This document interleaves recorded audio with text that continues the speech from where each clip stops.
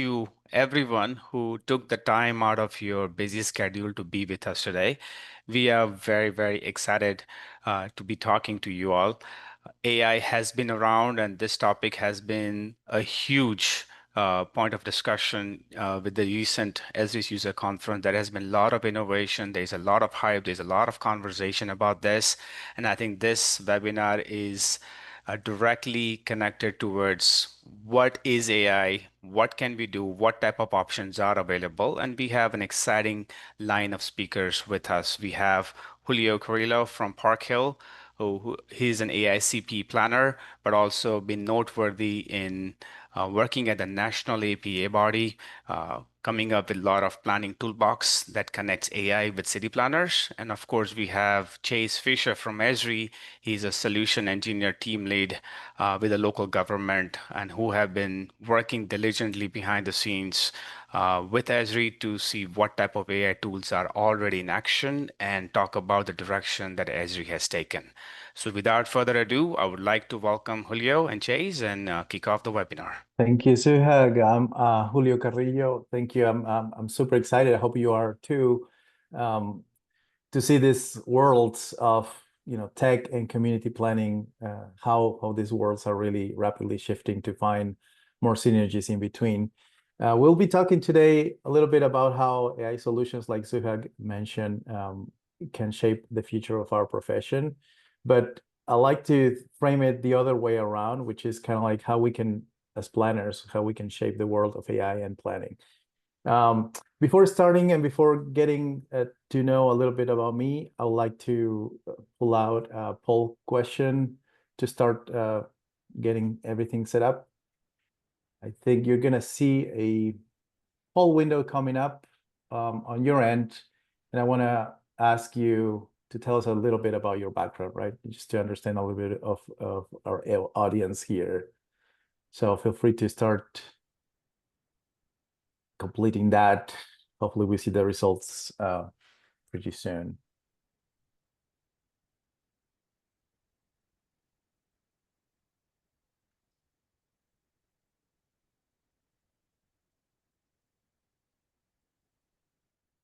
I'll give it 10 more seconds. We have about 73 responses, so we are very, very close. And we have a NASA astronaut joining with us, so we are excited Awesome. about your stories today. That's great. Yeah, I'd love to hear that too. All right, 5 more seconds and I'll close the poll. I was trying to vote on NASA astronaut, but apparently we cannot vote as panelists. Awesome. I'm closing the poll. Thank you, Suhag. That's a great mix. Appreciate it. 72% of local governments, COGs and NPOs, consultants about 20%, and then higher education, academic related world, 7%. I'm excited because what I'm going to be sharing today has a lot to do with bridging those gaps between the public sector, the academia, and private sector as well. So I'll quickly start with my personal journey from, you're going to hear a little bit from where I grew up and my background, and all the way to ending up creating a planning dashboard platform, which I personally think is something that will transform planning practice with the use of machine learning and recommendation systems. About myself, I'm a planner in the private sector. I work at Park Hill, an architecture engineering consulting firm with over 600 employees. We have offices in Texas, Oklahoma, New Mexico. I am in the Austin, Texas office. Like Suhag mentioned, I am a certified planner by the American Institute of Certified Planners. I'm also a lead accredited professional with neighborhood development credential. And I also teach machine learning and AI for planners at the University of Texas at Austin. My background is in architecture, and I'm also a licensed architecture in my home country of Peru. I'm originally from there. You might be asking by now, how does a planner who grew up in Peru end up writing code, playing a little bit with that and algorithms? So I'll get to that in a couple of slides. I grew up in the middle of the Andes in this small gated community that you see on the left picture. It was far away enough from the air contaminants of the largest refinery in South America, that you see in that red circle. And I grew up like this. I went to, elementary and all the way to high school in this small community, but later moved to the capital city, what you see on the right picture, which is Lima, 10 million plus population monster. And I went to pursue my architecture degree over there. So in this context, I had experienced this big difference, change of settings, change of lifestyle. But not only that, my personal health got involved. My asthma only kicked in when I was in the big city, right? In close proximity to all this high contaminants, which is a big difference to be far away enough from the worst contaminant, the largest refinery in South America. But just to make the long story short here, this unique settings while growing up created some sort of key points in my life, right? And one is the key decision to become a planner. Well, in Peru, if you become an architect, you're kind of like an urban planner at the same time. But this decision is also because I wanted to, because I experienced all this change of skills, change of lifestyles, change of activities, and not only that, it touched my personal day-to-day, my personal health, and I always wanted to have, this idea of solutions at the large scale, at the community, at the neighborhood, at the city scale. And since very early in my career, I saw that there is so much connection between different systems, different things, like in this case, air quality and health. It was a big connection for me personally, right? And proximity to things as well, and other things. And so this started making me think of this idea of interconnections that are very ingrained into any sustainability thinking, any sustainability framework, and resiliency of city scale and whatnot. And made me think about there must be a way that cities and communities at this large scale can share knowledge and best practice within them. And so this way they can offer their citizens a guaranteed quality of life, right? A good quality of life, a good sustainability for future generations, and they need to be resilient for the future and things like that. But not only that, also a way to, these cities to replicate good practices that are happening somewhere else. And so there is this analogy in systems theory that I want to mention, that in one hand you have the graphite and one other hand you have the diamond. The analogy says that both final products are exactly the same. They're both carbon atoms.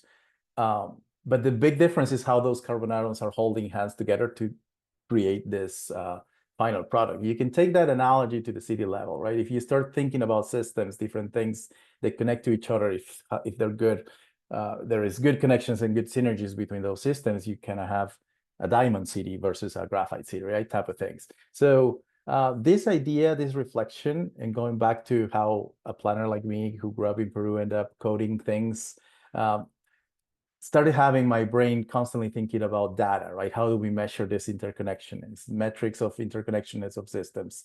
And my brain also started thinking about solutions with data and algorithms. And it let me think about how recommendation algorithms and recommendation systems work. In a good way to put it, this in very simple terms is a good example, like the Netflix algorithm, right? You might be related to this, personally. On a personal level, it only took Netflix one Korean show for me to start watching and to start getting the recommendations of all other Korean soap operas. And so I got to tell you that the algorithm really works, because I now am in probably Korean show number 57 or something like that. I'm almost able to order food in Korean restaurants and so on. But joking aside, if you think about this idea of at the city scale, right? How can cities get recommendations of what to do next, even beyond their plans? What is working in other communities and what is not working in other communities that you can actually start looking at in a platform. If you're in planning, chances are very high that you have probably worked on putting together a plan, right? And these plans commonly have goals and objectives and strategies and metrics of success, which is basically how you're measuring the implementation of your plan. And by the end of the day, sometimes those plans with over 350 something objectives, those can get shelved and never make some progress. And I personally believe that our professional our professional planning should measure the effectiveness of the plans through the implementation phase, right?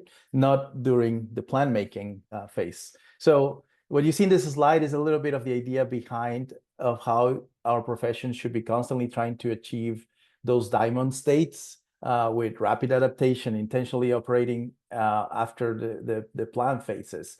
And so that's when kind of like my idea of thinking and my personal experiences kind of came full circle to create this platform that it was launched a year ago.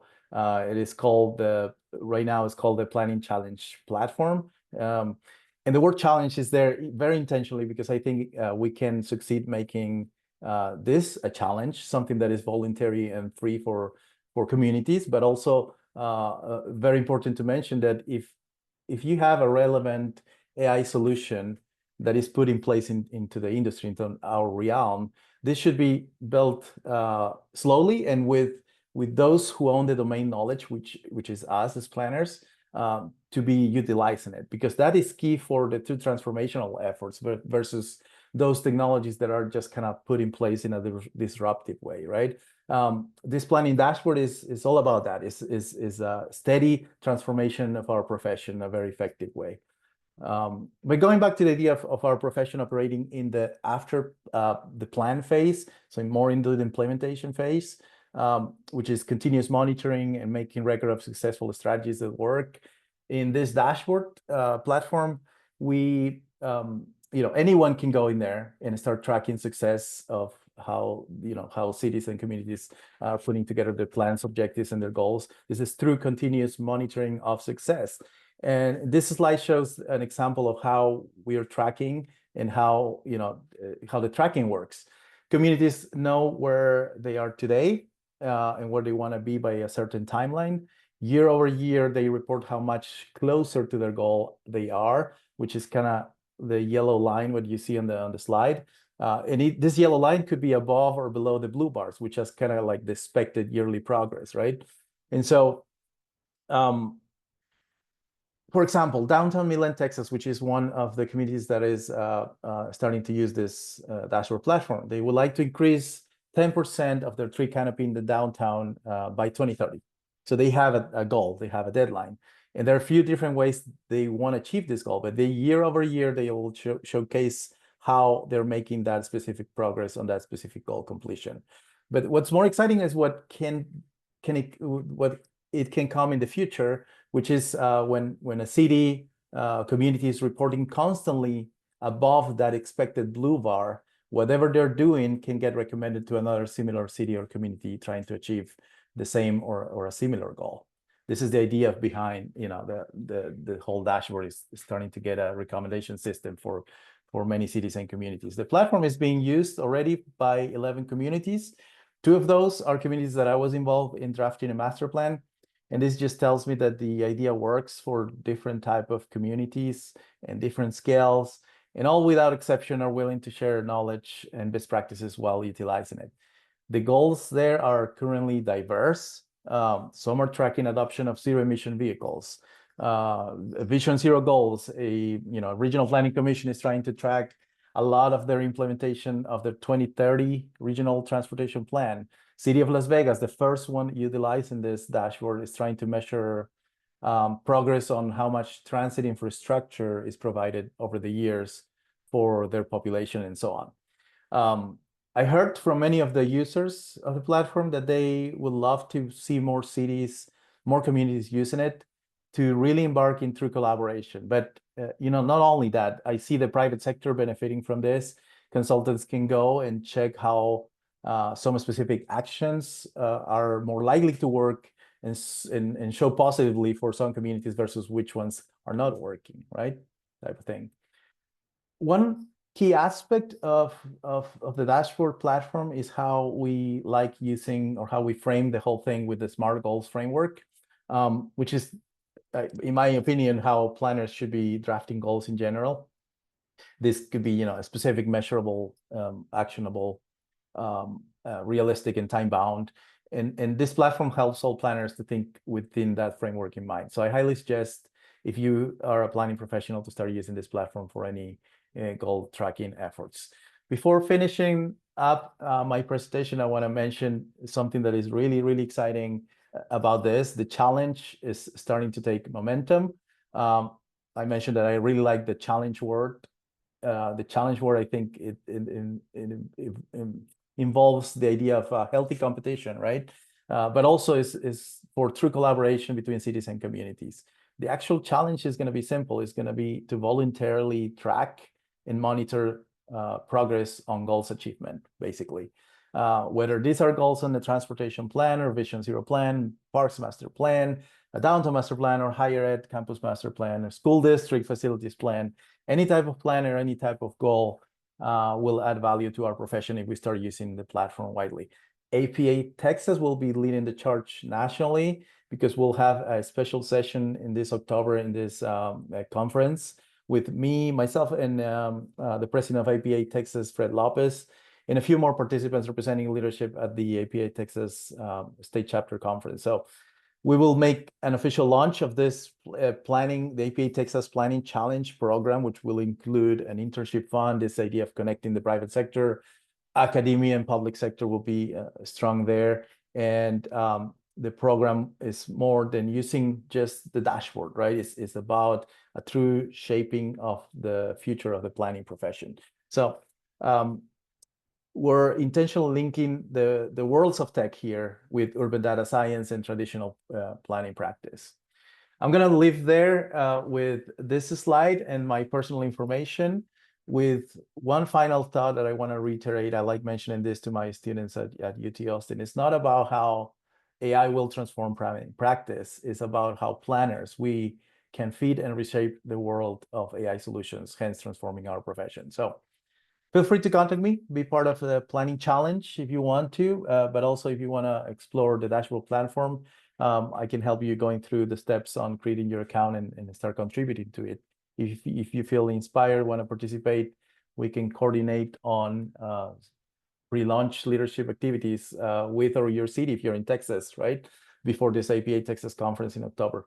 Or even better, if you're somewhere not in Texas, if you want to try to replicate this APA Texas program in your own state, we can talk more about that. So feel free to reach out directly. I'm going to give it back to you, Suhag. Awesome. Thank you. Thank you, Julio. I think, Chase, you want to take the next step, please? Yeah, let me share my screen real quick.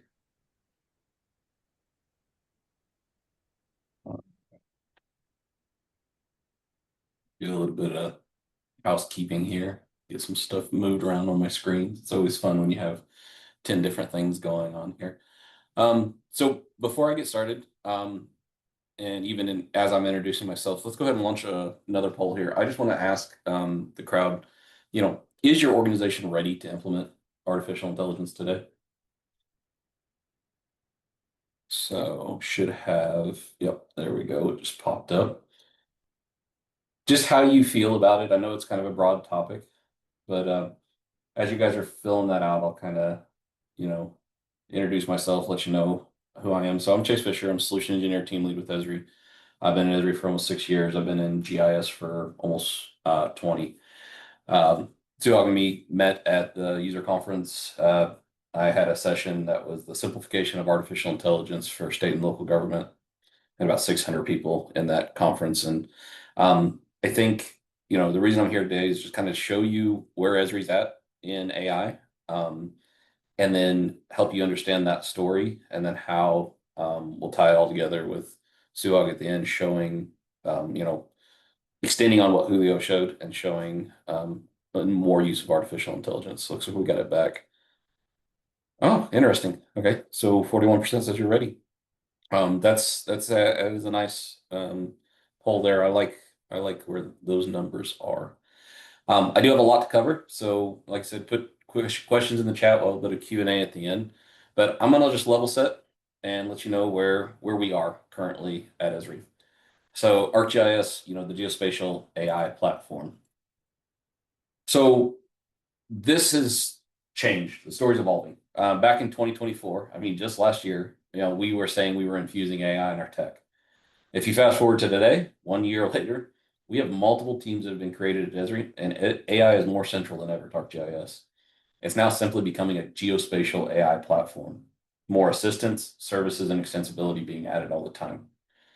And the goal of this is to let you guys understand where we're at, but also, what AI is. So that being said, to start with, when it comes to Esri, we're not just AI is not just one product, right? We don't have ArcGIS AI. We have an entire scope of product, and AI is being part that is being leveraged across the entire ArcGIS platform. There isn't one app, software, or desktop component.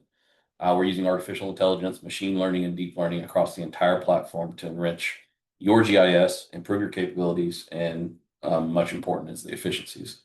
So it's been being engineered as a platform to interoperate with ecosystems of all products and tools, and having capability to expand the functionality of the platform, and also with business partners.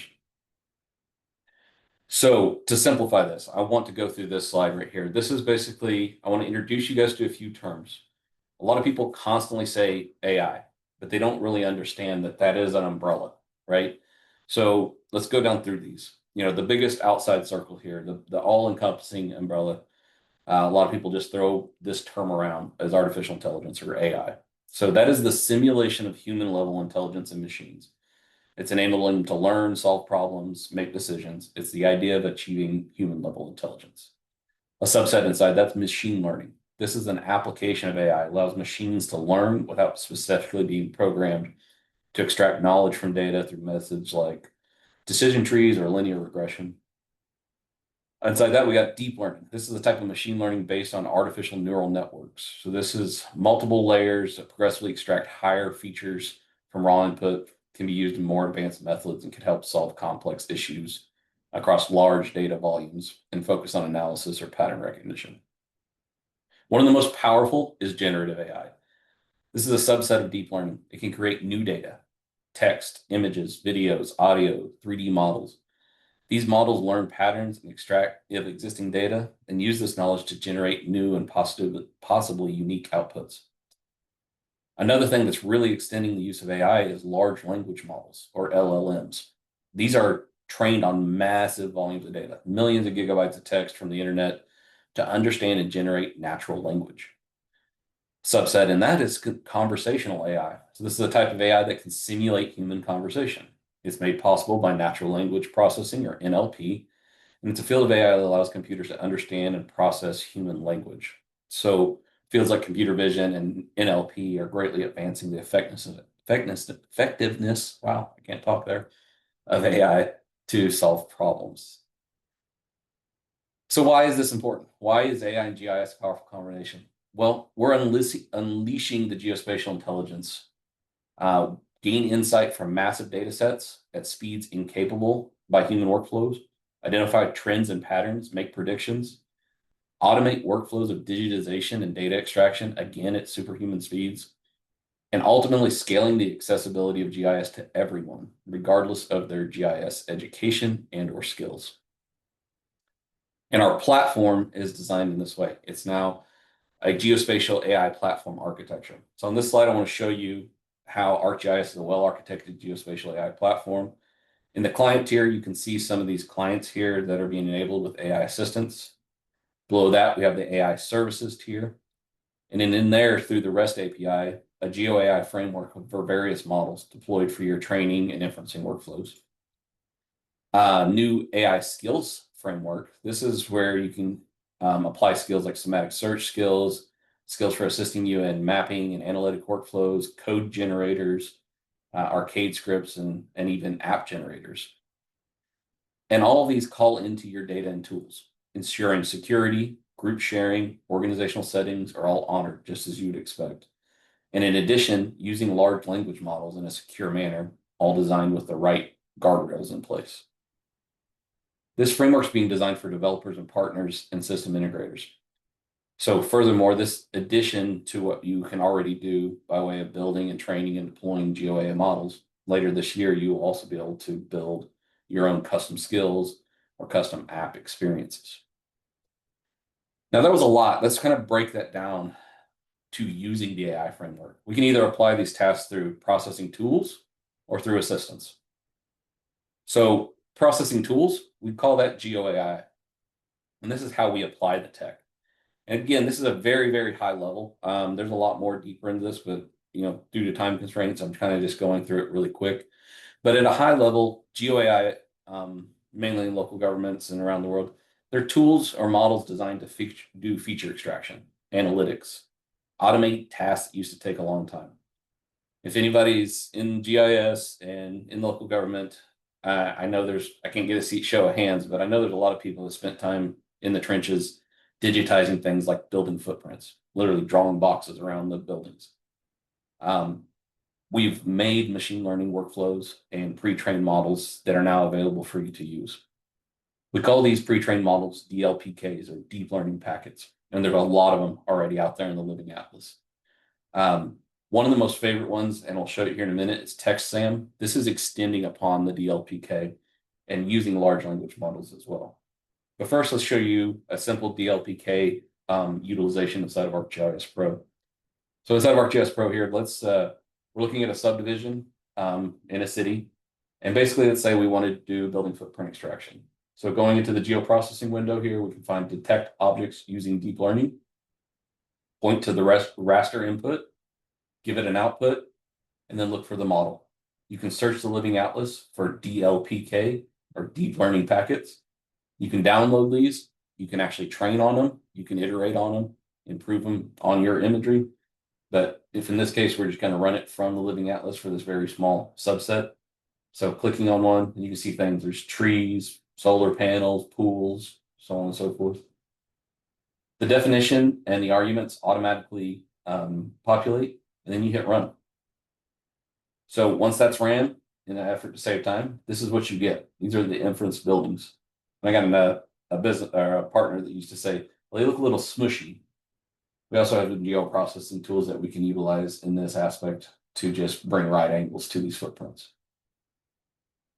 So basically, is it perfect? No. Does it save you a lot of time? Yes. And that's what it's about, increasing the speed and efficiency. Sometimes running this tool, you'll get a whole bunch of train cars or maybe some semis, but using real GIS knowledge, you can select those, buffer around a railroad track and get rid of them. But this is a much more efficient way of digitization. Showing this in action, I'm going to highlight Douglas County, Nebraska. It's one of my customers. They came to me with a problem. They said, hey, we have a whole bunch of ADA ramps. We need to know where they're at. We don't think our data is good. And we don't really know how many we have. We need to comply with ADA regulations. As you can see in this picture here, the little yellow pluses is where they thought they had ramps. The red squares are actually what we detected using a deep learning packet and image extraction from their imagery. Douglas County, Nebraska is about 500,000 residents. He didn't know how many he had. He just knew that they needed to go find it. He initially thought he'd just go out and do field maps collection, use field maps, use quick capture, use survey 123. And then he realized this is going to take a long time and a lot of people to get this done. We talked about it, realized that this is a topic or a thing, not a topic, but an item that is readily visible from the sky. They had really good aerial imagery. It's a great workflow for deep learning because it's a repeatable thing. You're looking for the exact same thing. Steve drew 700 boxes around this. So he trained a model with 700 boxes, executed it, and ended up with over 30,000 ADA ramps. Right now, we're sitting at 98% accuracy. So the speed and the workflow and the efficiency of this was a great win for the utilization of GeoAI.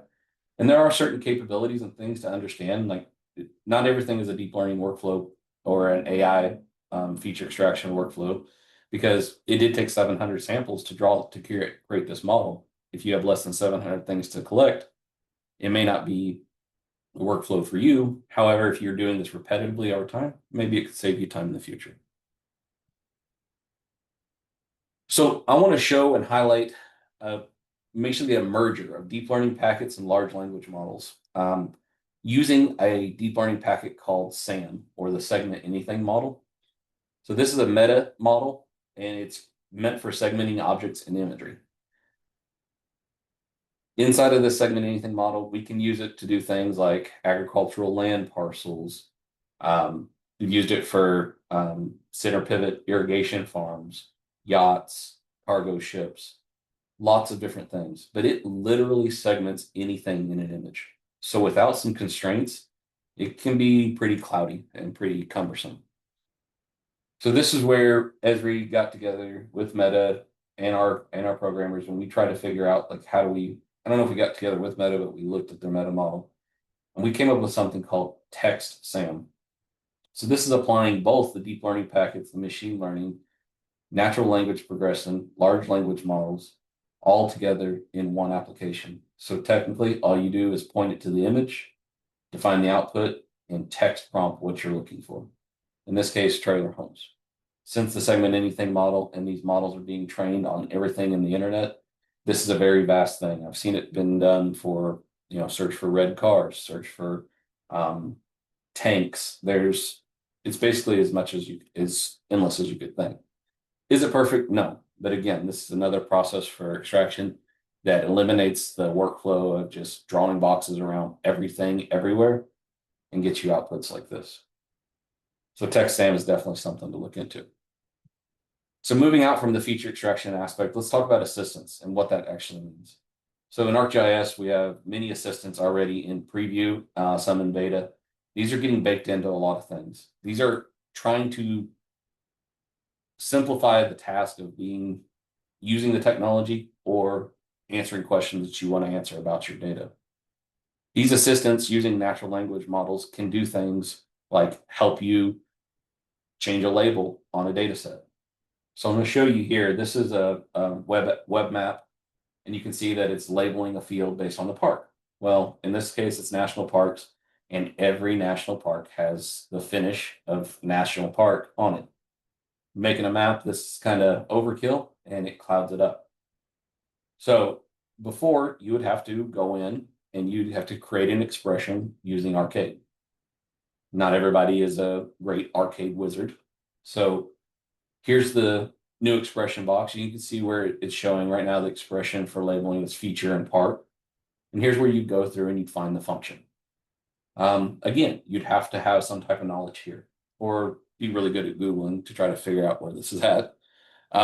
But this is where you can actually look through all the functions. But now we have this Arcade assistant, and now you literally just prompt it.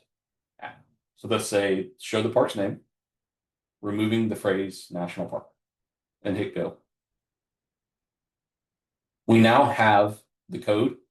We can click on it, drop it directly in, and you can see that replace was the function that we needed. It's still calling on feature park.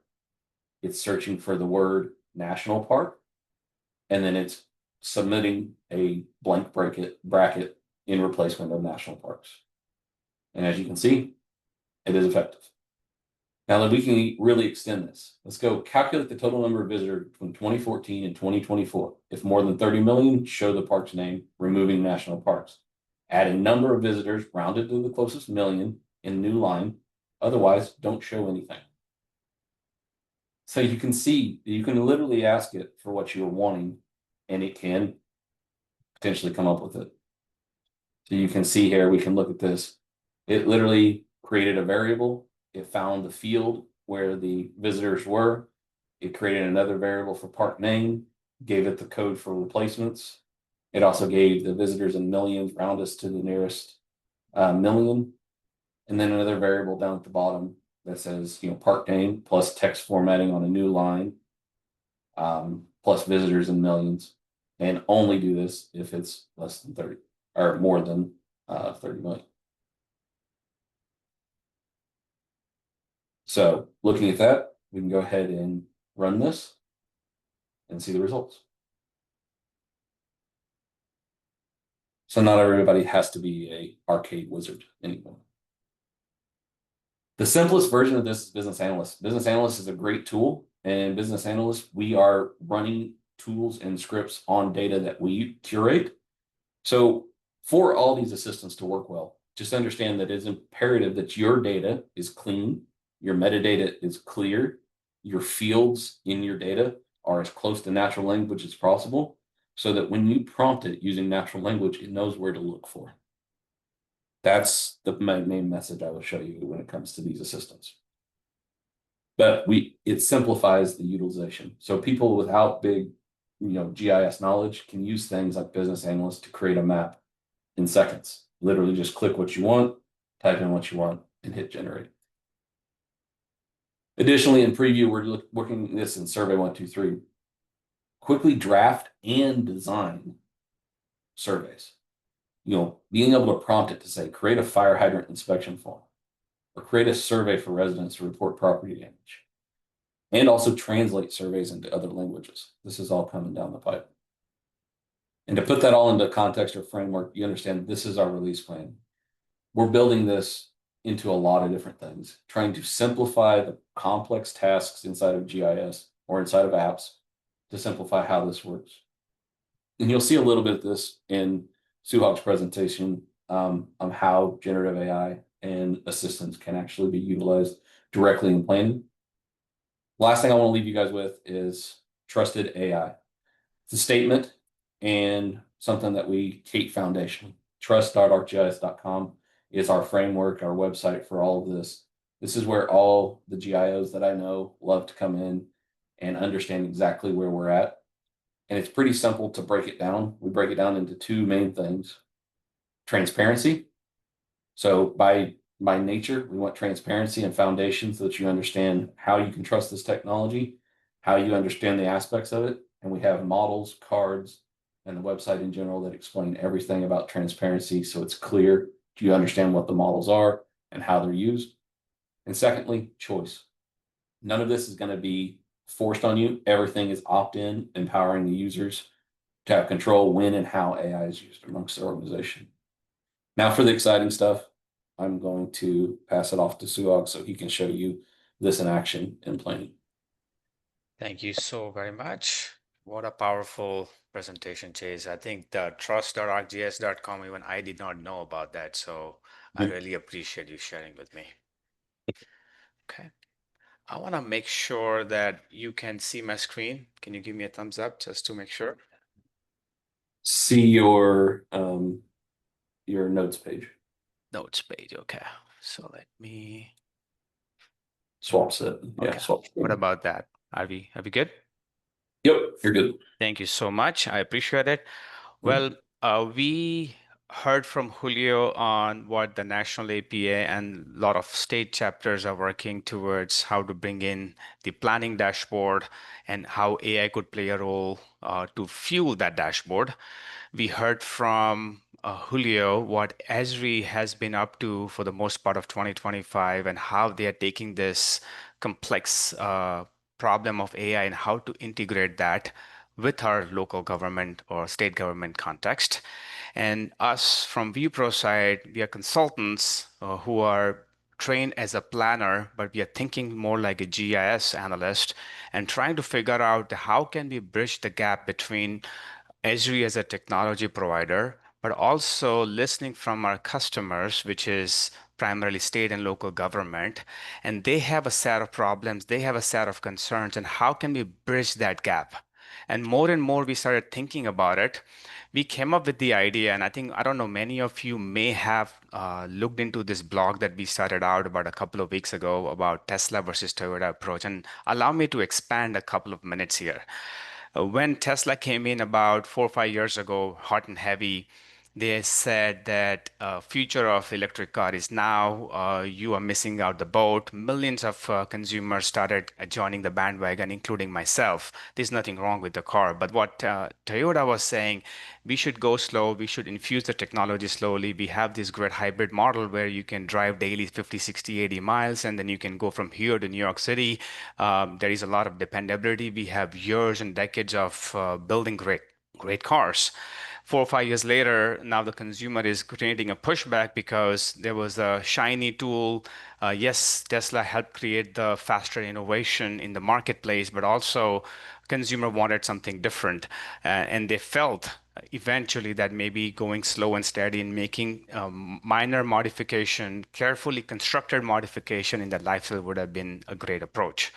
Putting the same Tesla versus Toyota approach into our context, we started asking a lot of questions to our local government clients. hundreds of surveys and doing a lot of interviews, we started understanding very early on that there may be a lot of hype out there may be a lot of confusion, concerns out there. But what they are really looking for is if we really put a new shiny tool that would fundamentally change the way planners work at a city hall, and my John Smith, my neighbor, or city council members, stakeholders, they're used to working in a certain environment. If we dramatically change that, it will lead to a lot of distrust, confusion, and it will bring more chaos than calm. Not to mention one or two bad decisions made through AI, somebody making major decisions can lead to a lot of lawsuits. So what we thought, why can't we solve something that cities really wanted to solve, which is a pain point, and build tool around it and slowly infuse. So I hope this background or this analogy would make sense to you as you go along. So to do so, we started uh, talking to a lot of cities and customers. And what we learned is that every city gets a lot of phone calls, emails, in-person visits, asking some really regular questions. So basic sometimes that the planners still have to go through the same amount of research and discovery, spend useful amount of their time.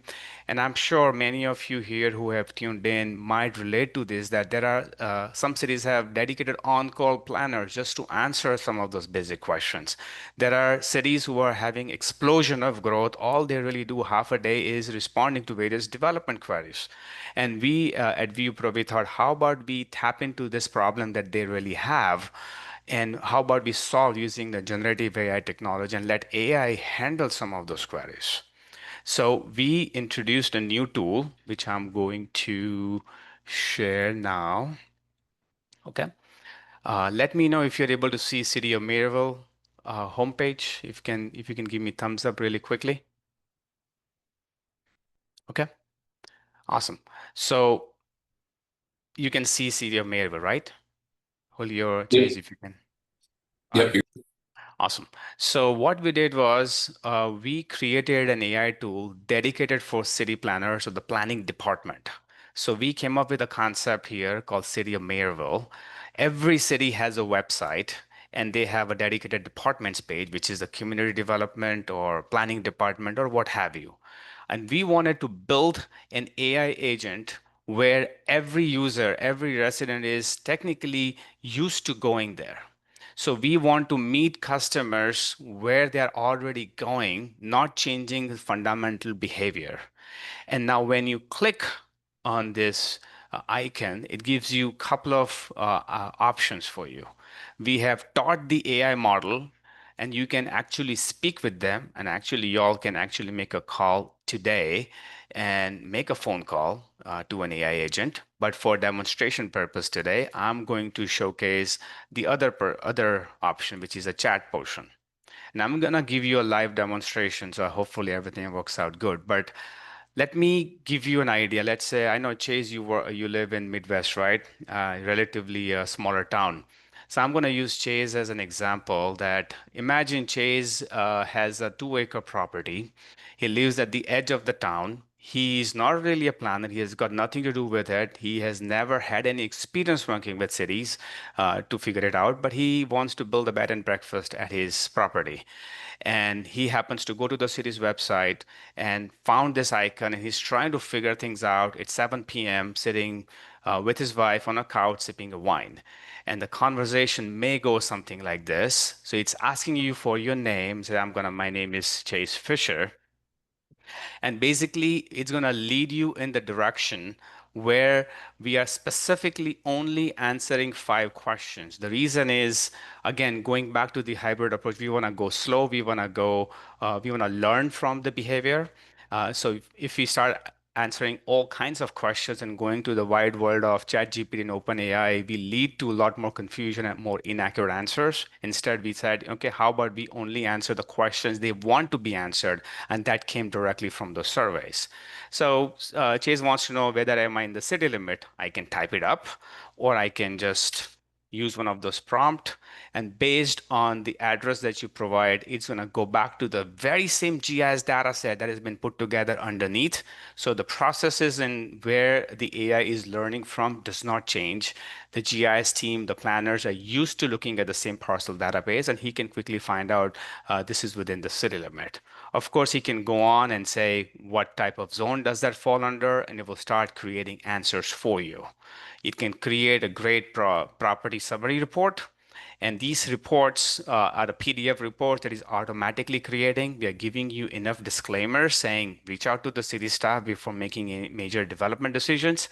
But this is a report that looks something like this, where it will tell you this is the location, these are all the different regulations that is required, this is the ownership, these are the setback standard, these are all the allowed land uses.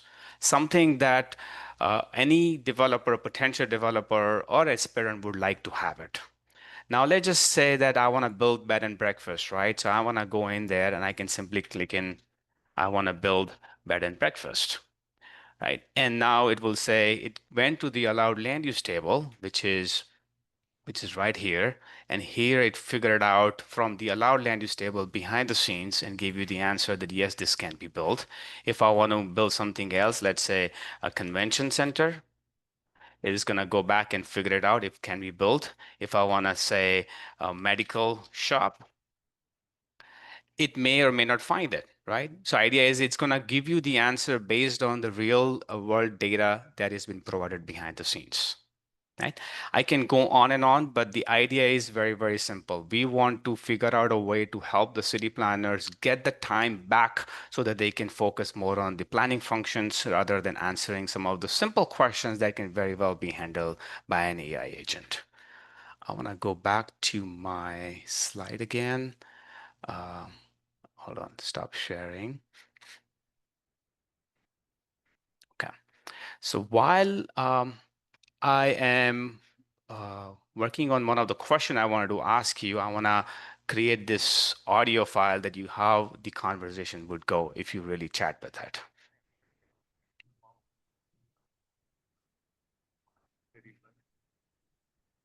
We're not hearing it on our side too.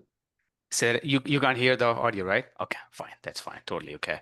I'm going to ask you a question now that it's a little bit of a loaded question that we are answering these 5 questions that we are prepared to answer. And of course, we are training the AI model to answer more and more questions about permitting. Uh, we are asking them about inspections, maybe the 311 system. There are so many directions that we can go. And what we're really looking for is what type of questions at your organization are much more valuable. It would be really, really important for us to know. I'm going to keep the poll open because I know I'm asking you to write a lot of long sentences. But now going back to this. These are the 5 fundamental areas that we are really focusing on while we are building these generative AI tools and teaching AI to learn from the GIS data set that you have already built. It's important to build trust with the community. So that's why we are going with the data source that is already been trusted by the local government, and they're already making decisions based on that. We want to make sure that it's acceptable by the community. So we are putting the AI agent where they're already used to going rather than making them go to a different process where they don't feel comfortable with it. Data integrity is very important because one wrong decision is going to really blow the roof off and they will stop using it. We take a lot of care in figuring it out how can we prepare the data as best as we can, and we are displaying and interpreting the data the most accurate way. So we built an AI tool on top of the AI tool to check the results on an automated way. Start comparing the result because things can go wrong. And more importantly, a lot of my software developers may say it's not if it's going to go wrong, it's about when it's going to go wrong. So idea is we have mechanisms in place to keep the data integrity on. If we go the way we are going, slow and steady, we can build confidence within the community. But more importantly, we are also keeping it extremely scalable. We have 5 questions. We are only doing planning and zoning. Can we add 2 more questions? Can we go to different departments? Absolutely, yes.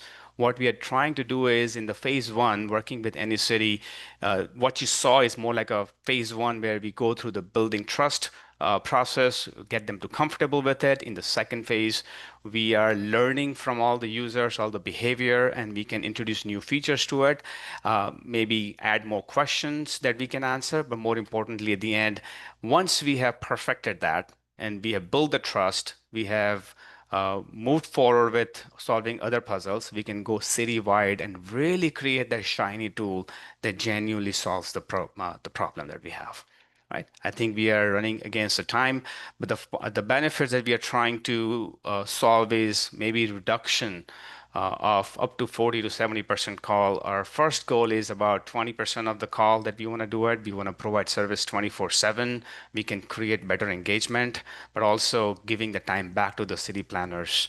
We are excited that the city of Aubrey, Texas, is a town with less than 20,000 population, going through explosion of growth, but they opted with the optimism that AI is going to help them relieve the problem. So we are excited about helping the city of Aubrey taking this AI journey and maybe come back to you within a month's time to see what we have learned and how the implementation is going. Of course, I'm going to end the poll now. We got some really cool answers, but there is a live demonstration available right here. But also, I'm going to give you, before I open up for Q&A, I want to ask you a question.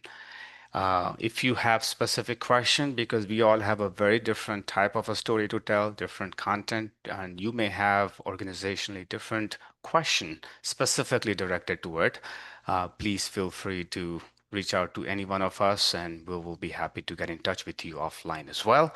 But with that, I want to conclude today's call, but I'll open up for Q&A and I'm going to go over there.